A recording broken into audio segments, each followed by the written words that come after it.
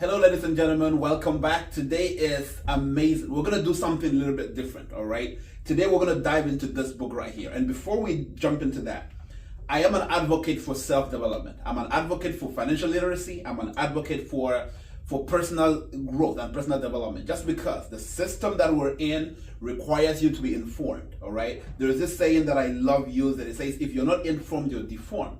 So I hope that this session is going to be impactful to you. This book right here is one that I've read a couple of times. I read this book in 2 hours, all right? It's so simple. It's so easy to read. You can even recommend it to your kids to read it, but it has so much information for kids and adults alike, all right? It says how money works.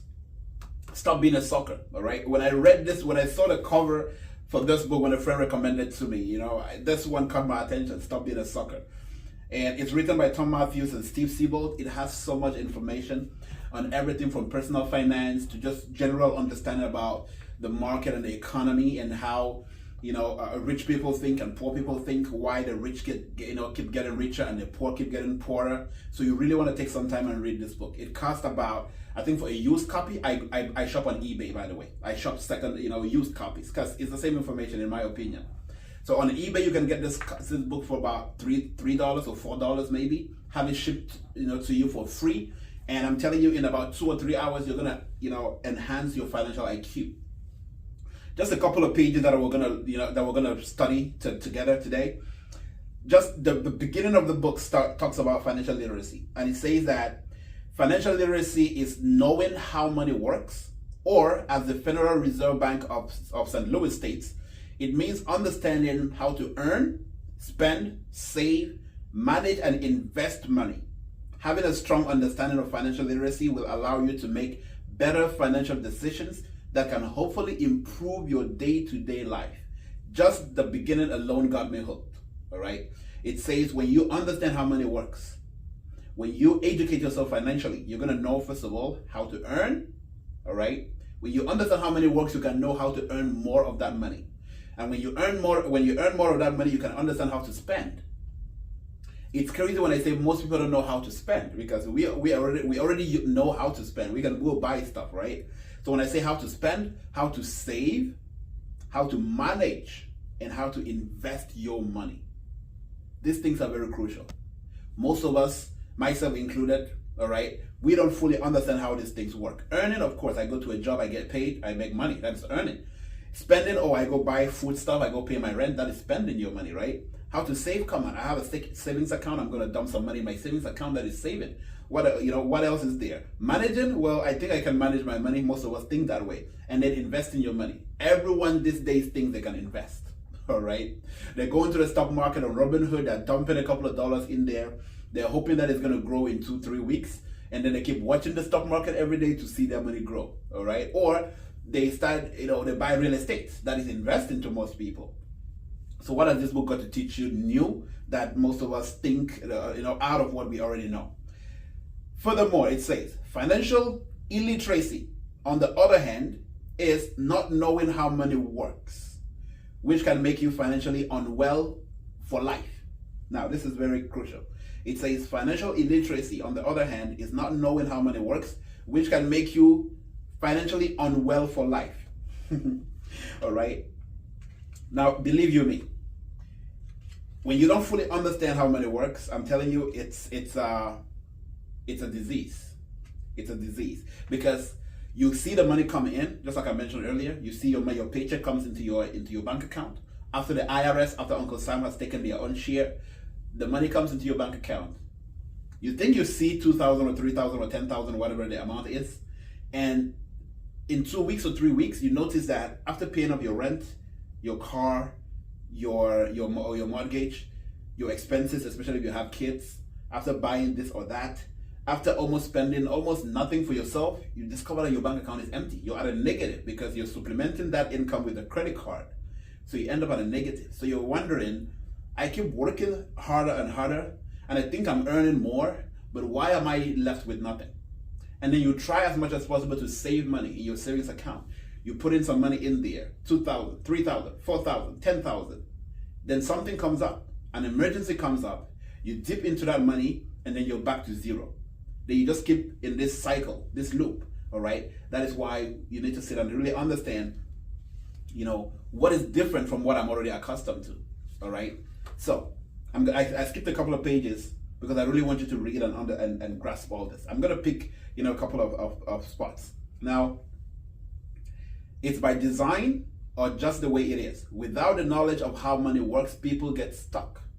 All right. It's if it's by design or just the way it is, without the knowledge of how money works, people get stuck. So you get stuck in this rat race, in this loop where you're making money, spending it, making money, spending it. Then your whole life, even until after retirement, is just making more money and spending it. All right. The lack of financial literacy doesn't just make people suckers. It traps them in the sucker cycle, often for life. All right. This just reiterates what I read earlier. Now, listen to this. Instead of putting money to work, the sucker spends his or her money foolishly or deposits it into low interest accounts. Why? Instant gratification. And of course, ignorance. They simply don't know what else to do with it. Essentially, the sucker gets a paycheck from someone wealthy, then hands the money back to, then hands the money to someone else wealthy, who then makes money with the sucker's money. Now, I want to take time and break this down. It says the sucker here is someone who doesn't understand money. That's how this author, they call someone who is financially illiterate a sucker. And they say because a sucker is just, accustomed to earning money, and they don't know what else to do with the money. They earn it, and then they put it in a low interest savings account. Now, nowadays you hear a high yield savings account, whatever that is called. I'm just going to tell you that's a fancy way of telling you you're still broke. I'm gonna break down what a high yield savings account actually means. All right. So they earn money. They give this money to a bank that credits them 0.09% if they're lucky. And then the bank, of course, the bank is owned by wealthy people. Wealthy people own the banks. So you earn your money, especially because the person that owns your company is a wealthy person. So they pay you, you take your money to the bank, you deposit your money in the bank account, and it credits you, almost nothing. Then the bank uses your money to make more money for themselves. And that is why this author calls the person who does that the sucker. Now they have something here called the sucker cycle. Similar to what I just explained. The sucker earns money as a paycheck. All right, you can see the sucker earning money as a paycheck. Then they buy stuff, they go spend it. All right, they buy clothes, they buy a car, they live fancy, they go out and hang out with friends, they spend it on utilities. Then whatever is left is what they put in their low savings, in the low interest savings account. So you see, it's the other way around. When they earn, the first thing that comes to mind is spend. You earn, then you spend. Then whatever is left from your spending, then you save it. All right, that is the sucker cycle. That is someone who has no financial plan or no financial future. All right, that is someone who is literally planning to be broke in the future. All right, so now no one has money. That's the second topic here. It says that for each generation, it's the same. The knowledge of how money works is not taught in school. From kindergarten all the way to 12th grade, the topic of money is not taught in school. High school graduates head off to universities. They don't learn about personal finance in college. Then college graduates enter the workforce and start receiving a paycheck and spending their paycheck, of course, because if you were not taught about money from kindergarten all the way to university, when you graduate with your bachelor's or master's or whatever your degree is, you're financially ignorant. You may be intellectual, you may be academically literate, but financially ignorant. And that's what I see a lot when I talk to clients who are medical doctors, who are engineers, who are very analytical and very, focused and intellectual per se. When it comes to the topic of money, they're all ignorant about it. All right. And that's why most of them end up broke, because they don't understand the basics of how to earn and spend. All right. Earn and spend. Now, and the sucker cycle continues, of course, because that's basically what they do. And like one of my mentors says, Dr. Myles Munroe of blessed memory, he says that if you know nothing and you teach your kids what you know, it means your kids are just as smart as you.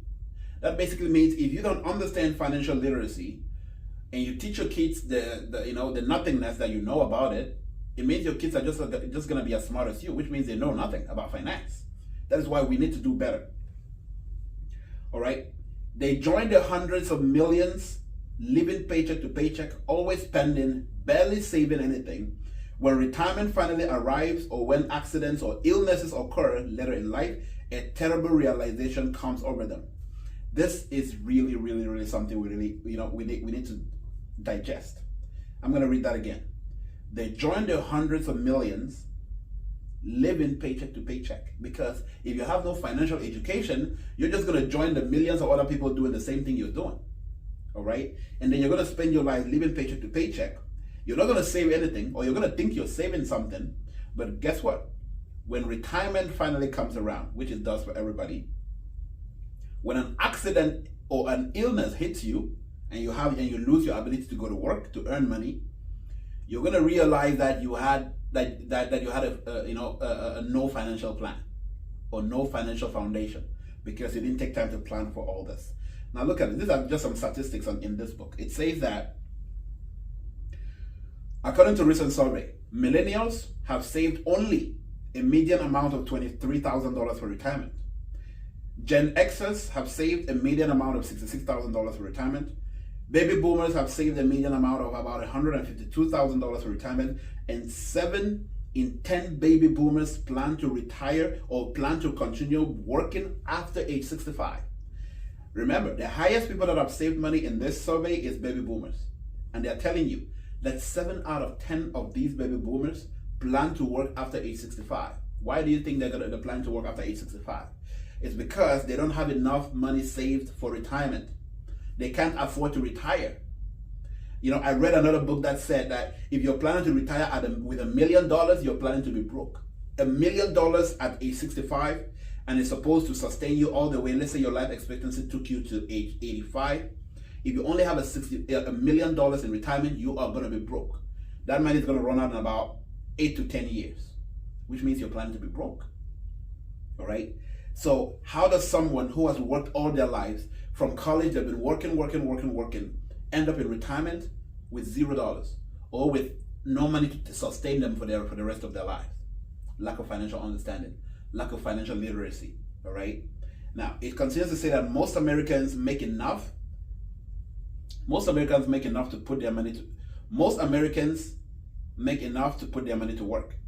They just don't understand enough beyond earning and spending. Numbers don't lie.